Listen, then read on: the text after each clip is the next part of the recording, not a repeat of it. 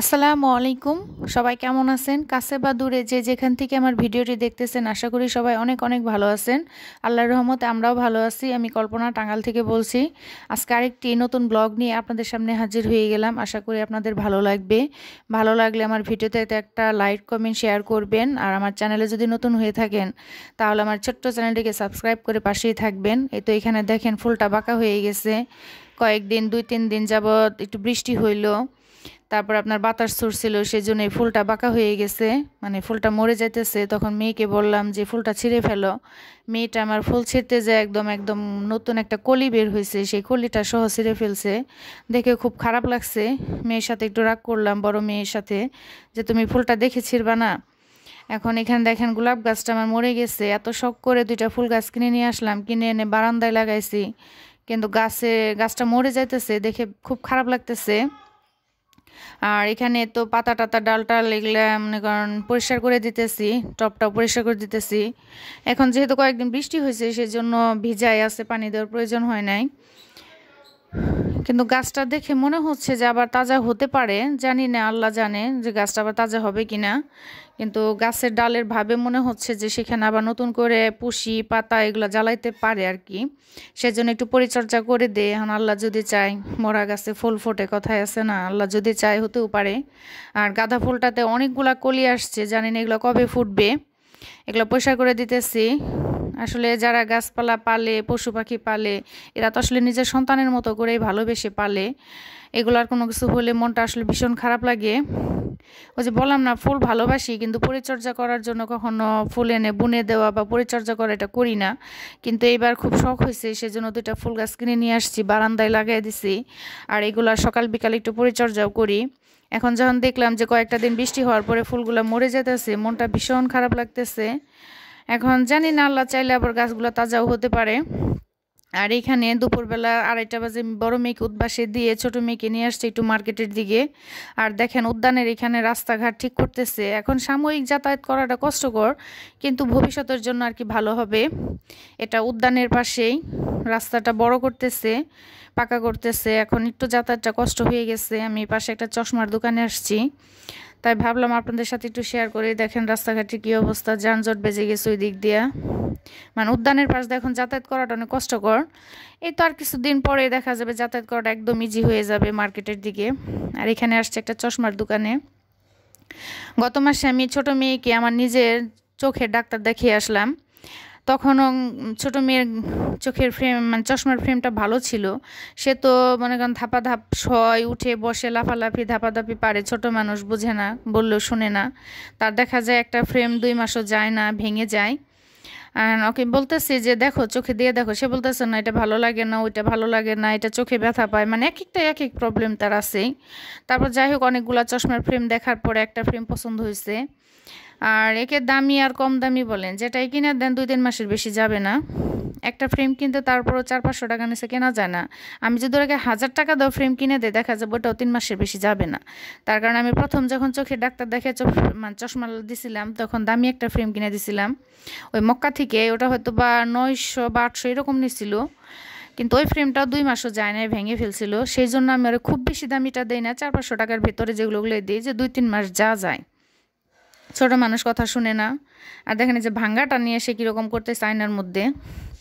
এ ফাঁকে একটু ভিডিও করলাম। এই দোকানটা ভালোই আছে, এর আগেও আমি একটা নিয়ে দিয়েছিলাম।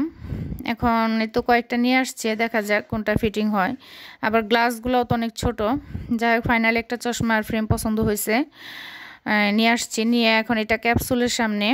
ক্যাপসুলের এখানে ভ্যানে অনেক ধরনের জামা কাপড় পাওয়া যায় বাচ্চাদের। আসলে এই শীতে তো আসলে বাচ্চাদের গোনা কাপড়ে হয় না। আপনি ব্র্যান্ডের দোকান থেকে আপনি ভালো দামের কোয়ালিটির কাপড় কিনে দেবেন, কয়টা কিনে দিতে পারবেন বলেন? মধ্যবিত্তর জন্য তো সম্ভবই না, আর গরিবদের তো কথাই নেই। বড়লোকেরা কিনতে পারবে ব্র্যান্ডের দোকান থেকে সব, কিন্তু আমাদের মতো মধ্যবিত্তদের ব্র্যান্ডের দোকানের জিনিসও কিনতে হয়, আবার একদম মানে নন ব্র্যান্ড রাস্তার ধারে যেগুলো আছে এগুলোও কিনতে হয়, কারণ আমরা মধ্যবিত্ত, আমাদের সবটাই চলে আর আমাদের সবটাই ব্যবহার করতে হয়। এই তো ব্র্যান্ডের দোকান থেকে ভারী শীতের জামা বাচ্চাকে কিনে দেওয়া হয়েছে। এখন আসছি ক্যাপসুলের এখানে রাস্তার ধারে। এখানে রাস্তার ধারে হলে কী হবে, এগুলো কাপড়ের কোয়ালিটিও ভালো আছে, দামগুলোও খারাপ না, দামও ভালোই। আবার দেখতেও ভালো। এখান থেকে মেয়ের জন্য, ছোট মেয়ের জন্য আর কি, তো বাচ্চা পোলাপান, ওর তো অনেকগুলো শীতের কাপড় লাগে। দেখা যাচ্ছে 2টা গেঞ্জি আর 2টা মানে টাইস বলেন আর কি, যাই বলেন, হ্যাঁ 2টা টাইস, 2টা পায়জামা কিনে দিছি আর 2টা গেঞ্জি নিয়ে নিলাম। আর ভারী শীতের জামা তো মার্কেট থেকে কিনে দেওয়া হয়েছে। এখন মার্কেটে আসছি আর ক্যাপসুলের এখানে আসবো না বা এখান থেকে কিছু খাবো না, তা তো হতেই পারে না। এই তো এখানে মামি ঘুরতেছে যে কি খাওয়া যায় কি খাওয়া যায়। গিয়েছিলাম সুইমিং পুল ফুচকা খেতে, সেটা নাই। এখন মেয়েকে বললাম অন্য কি খাবে বলো। সে বলতেছে যে আম্মু চুই ঝাল মুড়ি খাবো, কারণ এটা আমি বড় মেয়েকে নিয়ে একদিন এসে খেয়ে গেছি, সেটা সে ভিডিওতে দেখছে, তাকে নিয়ে আসি নাই, সেজন্য তার এটাই খেতে হবে। বললাম ঠিক আছে চলো। এই তো এখান থেকে মুরগির চুই ঝাল মুড়ি যেটা, এটা নিছি। আর হচ্ছে হালিমটা দেখে আমার বেশ ভালো লাগলো, মানে এখানে শাহী হালিম 50 টাকার বাটির আন্দাজে মনে করেন ভালোই, 4 পিস মাংস, গরুর মাংস। আর হালিমটাও বেশ খেতে মজা, এই জন্য একটা হালিম নিছি। আর হচ্ছে আপনার মুড়ি নিছি 60 টাকার। এই তো এখানে এক্সট্রা আপনার সস দেয়, তো এটা মনে হয় ওদের হাতে বানানো, শসা, চানাচুর।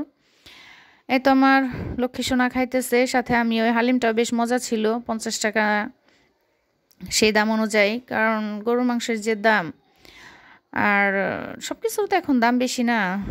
এই তো এখানে মুড়ি খাইতেছি আর হালিম, মা মেয়ে দুজনে মিলে খেলাম, আর বড় মেয়ে তো উদ্বাসেই।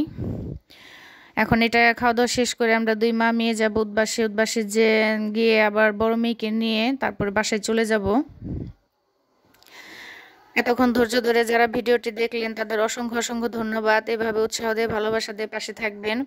আমি গত এক ভিডিওতে ভিডিও দিছিলাম চিংড়ি মাছের মালাইকারি, এটা সব ভাইয়ারা আপুরা মানে অনেক সুন্দর সুন্দর কমেন্ট করছে, বিশেষ করে আপুরা, যে আমার মেয়ে হাত দিয়ে লাইক কমেন্ট শেয়ার দেখে দিছে। সেখানে সুখী লাইফ স্টাইলের আপুটা বলতেছে যে বাবার মনের ভাষা তো আমরাই বুঝবো। হ্যাঁ আপু, তোমরা আন্টি, তোমরাই তো মেয়েদের মনের ভাষাটা বুঝতে পারবা, যে তোমরা তোমাদের ভাগ্নিরা আসলে কি বলে।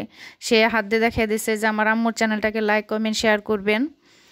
আর এই তো এখানে আমাদের মুড়ি খাওয়া শেষ, হালিম খাওয়া শেষ, এখন সে ড্রিঙ্কস খাবে। এখানে আসলে তো এই ড্রিঙ্কসটা নিতেই হবে। ছোট মেয়ের জন্য নিলাম স্ট্রবেরি ফ্লেভার, আর বড় মেয়েরটা হচ্ছে আপনার ওরিও ফ্লেভার, এটা তার খুব পছন্দ। এখন যাইতেছি বড় মেয়ের উদ্ভাসে, বড় মেয়ের উদ্ভাস থেকে নিয়ে আমরা বাসায় চলে যাব। আমার চিংড়ি মাছের মালাইকারি রেসিপিটা সব আপুরা অনেক অনেক পছন্দ করছে। আমার জোসনা আপু, সে তো নাকি আমার কথা শুনলে তার খুব ভালো লাগে, এটা আমার শুনে খুবই ভালো লাগছে। তারপরে আপনার শিশির আপু, সব আপুরাই অনেক ভালো ভালো কমেন্ট করছে। এই স্মৃতি, জাইমা, ফ্রিন আপু, আর বাংলাদেশি মম, মিম আপু, এ তো খুবই সাপোর্টিং, খুবই ভালো মনের মানুষ, অনেক সুন্দর করে কমেন্ট করছে। তার একটা কিউট বাচ্চা আছে, সে সবাইকে অনেক সাপোর্ট করে, আপনারাও তাকে সাপোর্ট করবেন, খুবই ভালো মনের মানুষ। এ তো বড় মেয়ের উদ্বাসে চলে আসছি। এখন বড় মেয়েটা ওরিও ফ্লেভার তারটা তাকে দিলাম, ছোট মেয়ে এতক্ষণ খায় না, সে বড় আপুকে নিয়ে খাবে, সেই অপেক্ষায় আছে। এ তো আমাদের বড় মেয়ের পড়া শেষ, এখন বাসায় চলে যাব। সবাই ভালো থাকবেন, আমাদের জন্য দোয়া করবেন। খুদা হাফেজ।